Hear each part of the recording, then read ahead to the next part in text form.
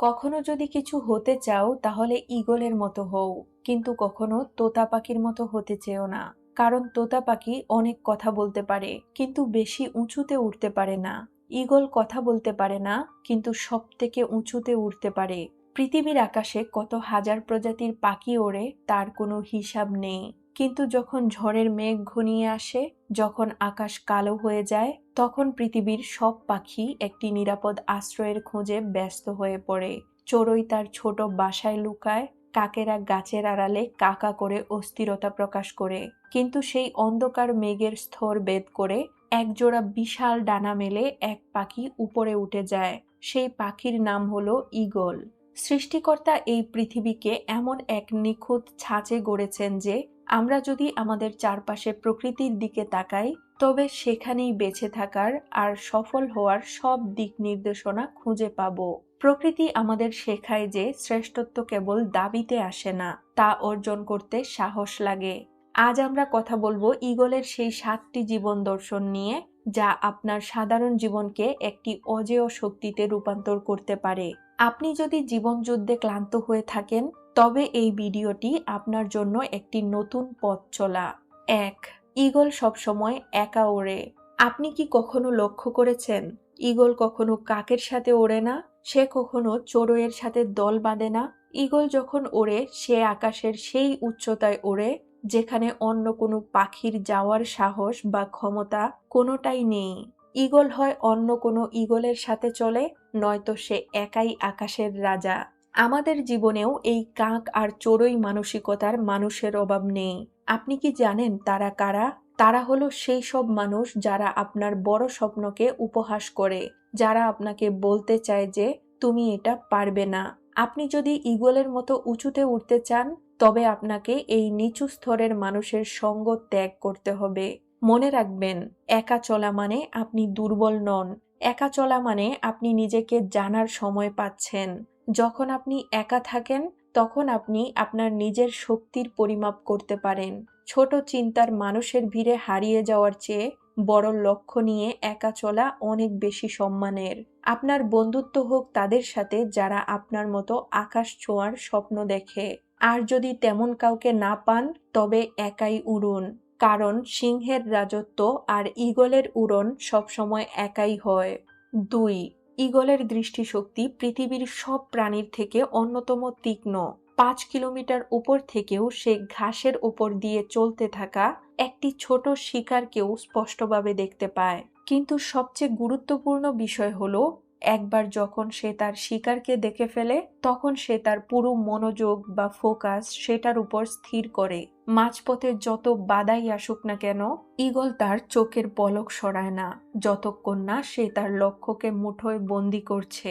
আমাদের সমস্যা কি জানেন? আমাদের লক্ষ্যের চেয়ে আমাদের অজুহাত বড় হয়ে দাঁড়ায়। আমরা একটা কাজ শুরু করি আর একটু বাধা পেলেই ডানে বামে তাকাতে শুরু করি। এতে আমাদের ফোকাস নষ্ট হয়ে যায়। ঈগলের থেকে শিখুন, আপনার লক্ষ্য যাই হোক না কেন, সেটাকে অর্জনের জন্য সম্পূর্ণ মনোযোগ দিন। চারপাশে যত বাধাই আসুক, আপনার নজর যেন লক্ষ্য থেকে না সরে। জীবনে সফল হতে হলে আপনাকে লেজার ফোকাস রাখতে হবে। বাধা আসবেই, কিন্তু বাধাগুলোকে পাশ কাটিয়ে বা সেগুলোর উপর দিয়ে কিভাবে লক্ষ্যে পৌঁছানো যায়, সেই জেদ থাকতে হবে আপনার ভেতরে। 3. একটি অদ্ভুত বিষয় খেয়াল করবেন, ঈগল কখনো বাসি বা ফেলে দেওয়া জিনিসের উপর নির্ভর করে না। সে যত ক্ষুধার্তই হোক না কেন, সে সবসময় টাটকা এবং জ্যান্ত শিকার খোঁজে। অন্যদিকে শকুন বা অন্যান্য পাখিরা বাসি বা ফেলে দেওয়া জিনিসের ওপর নির্ভর করে বাঁচে। আমাদের অতীত হলো সেই বাসি বা ফেলে দেওয়া জিনিসের মতো, আর আপনি সেই বাসি বা ফেলে দেওয়া অতীতের চিন্তার দিকে মনোনিবেশ করা বন্ধ করুন। সামনের ফ্রেশ দিনগুলোর দিকে মনোযোগ দিন। আপনার অতীতের যে ঘটনাগুলো আপনাকে কষ্ট দেয়, সেই ঘটনাগুলোকে সেখানেই রেখে দিন যেখানে ওদের থাকার কথা। অতীতের ঘটনাগুলো অতীতেই থাকবে, সেগুলোকে বর্তমানে জায়গা দিবেন না। কারণ একবার আপনার অতীত যদি বর্তমানে চলে আসে, তাহলে আপনার অতীত কখনো আপনাকে বর্তমানে থাকতে দিবে না। অতীতে আপনার সাথে যত খারাপ কিছুই হয়ে থাক না কেন, সেসব চিন্তাভাবনা বাসি হয়ে গিয়েছে, সেগুলো নিয়ে আপনি কখনোই পড়ে থাকবেন না। ঈগলের মতো হওয়ার চেষ্টা করুন। ঈগল কখনোই বাসি বা ফেলে দেওয়া জিনিস খায় না। 4. যখন ঝড় শুরু হয় তখন মেঘের গর্জনে সব প্রাণী ভীত হয়ে পড়ে, কিন্তু ঈগল তখন শিহরিত হয়। সে জানে এই ঝড়ের বাতাস তার ওড়ার শক্তি বাড়িয়ে দিবে। যখন প্রচণ্ড বাতাস বয়, ঈগল সেই বাতাসের ঝাপটাকে কাজে লাগিয়ে ডানা স্থির করে দেয় এবং বাতাসের ধাক্কায় মেঘের আরো উপরে উঠে যায়। এক সময় সে মেঘকে ভেদ করে এমন এক উচ্চতায় পৌঁছে যায় যেখানে কোনো বৃষ্টি নেই, কোনো ঝড় নেই, আছে শুধু সূর্যের প্রখর আলো। আপনার জীবনের সমস্যাগুলো হলো সেই ঝড়। বিপদের সময় না পালিয়ে বিপদের মোকাবেলা করার চেষ্টা করুন। একবার নেপোলিয়ান হিল বলেছিলেন, every great challenge brings a great opportunity with it. অর্থাৎ প্রতিটি বড় চ্যালেঞ্জ তার সাথে সমান বা তার চেয়েও বড় সুযোগ নিয়ে আসে। আপনার জীবনে যখন কঠিন সময় আসবে তখন ঘাবড়াবেন না। সেই সময়টাকে কাজে লাগান নিজেকে উন্নত করার জন্য। সমস্যা আপনাকে ধ্বংস করতে আসে না, বরং এটি আপনার ভেতরের লুকানো শক্তিকে জাগিয়ে তোলার জন্য আসে। ঝড়কে ভয় পাবেন না, বরং ঝড়কে বাহন বানিয়ে সাফল্যের আকাশ জয় করুন। 5. মা ঈগল তার বাসা তৈরি করার সময় প্রথমে কিছু শক্ত ডাল দেয়, তারপর তার ওপর নরম ঘাস দেয়। কিন্তু যখন ছানাদের ওড়ার সময় আসে তখন মা ঈগল তার বাসা থেকে নরম ঘাস সরিয়ে দেয়, যাতে ছানাগুলো কমফোর্টেবল না হয়।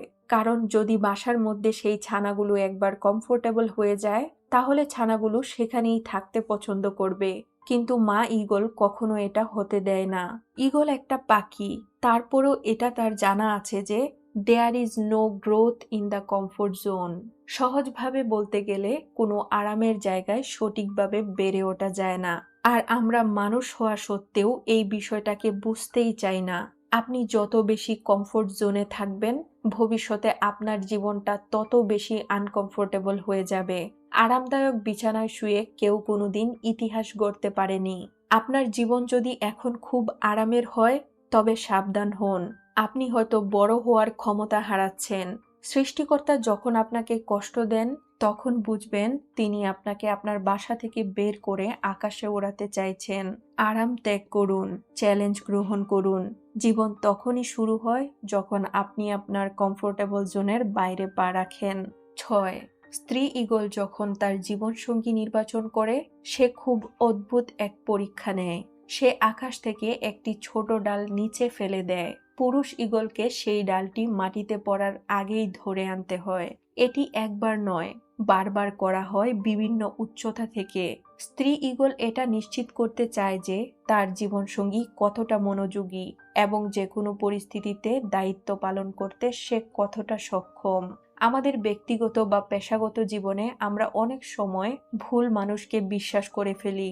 কারো সাথে সম্পর্কে জড়ানো বা কাউকে পার্টনার হিসেবে বেছে নেওয়ার আগে তার কমিটমেন্ট বা প্রতিশ্রুতি যাচাই করা অত্যন্ত জরুরি। যে মানুষটি আপনার ছোট ছোট দায়িত্ব পালন করতে পারে না সে বড় বিপদে আপনার পাশে থাকবে না। সফল হতে হলে আপনার আশেপাশে এমন মানুষ রাখুন যারা কাজের প্রতি প্রতিজ্ঞাবদ্ধ। ভিড় বাড়ানোর চেয়ে বিশ্বস্ত একজন সঙ্গী থাকা অনেক বেশি মূল্যবান। 7. এটি ঈগলের জীবনের সবচেয়ে রহস্যময় এবং শিক্ষণীয় অধ্যায়।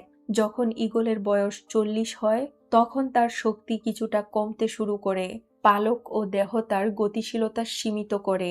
তখন ঈগলের সামনে দুটো পথ থাকে, একটি হলো হাল ছেড়ে দেওয়া আর অন্যটি হলো এক দীর্ঘ সাধনার মাধ্যমে নিজেকে নতুন করে গড়ে তোলা। ঈগল দ্বিতীয় পথটি বেছে নেয়।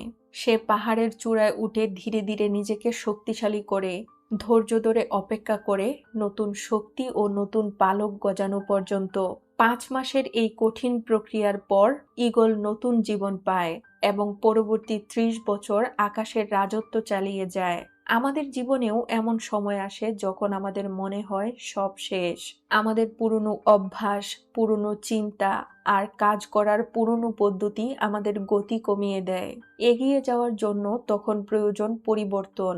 এই পরিবর্তন অনেক সময় অনেক কঠিন হয়।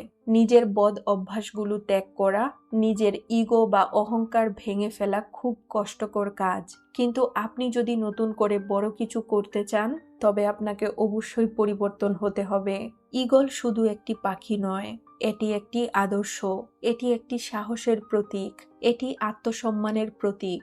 আকাশ সবার জন্য খোলা, কিন্তু রাজত্ব শুধু তারাই করে যাদের ডানা ঝাপটানোর সাহস আছে। আপনার জীবনে আজ হয়তো ঝড় চলছে, হয়তো আপনি একা বোধ করছেন, হয়তো অতীতের কোনো ব্যাপার আপনাকে কষ্ট দিচ্ছে, কিন্তু মনে রাখবেন, আপনার ভেতরের ঈগল যদি জাগ্রত থাকে তবে কোনো বাধাই স্থায়ী নয়। আপনার সেই রাজকীয় ঈগলটিকে জাগিয়ে তুলুন, ডানা মেলুন, মেঘের উপর দিয়ে উড়ুন। পৃথিবী আপনাকে নিচ থেকে দেখুক, কারণ আপনি জন্মেছেন আকাশ শাসন করার জন্য।